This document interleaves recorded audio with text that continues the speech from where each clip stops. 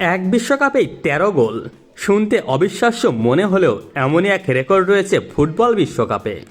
ফরাসি কিংবদন্তি footballer just ফন্টেনের করা এক বিশ্বকাপে ১৩টি গোলের রেকর্ডটি ভাঙতে পারেননি কেউই।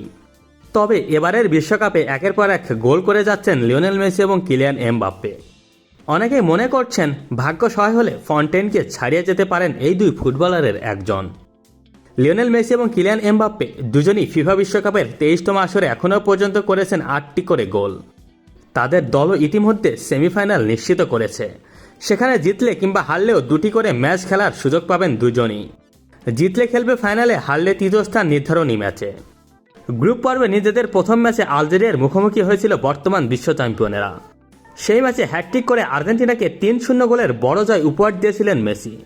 পরের ম্যাচে অস্ট্রিয়ার বিপক্ষে নেমে করেছিলেন ২ গোল। সেই ম্যাচে আলবি সেলেস্তেরা জেতে ২-০ গোলের ব্যবধানে। আর জর্ডানের বিপক্ষে বদলি খেলোয়াড় হিসেবে নেমে একটি গোলের দেখা পেয়েছিলেন এই ফুটবল জাদুকর।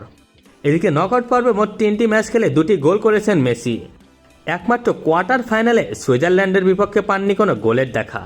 কিলিয়ান এমবাপ্পে গ্রুপ পর্বে ৩ ম্যাচের মধ্যে ২টিতে গোল পেয়েছেন কিলিয়ান এমবাপ্পে। নরওয়ের বিপক্ষে গোল পাননি তিনি।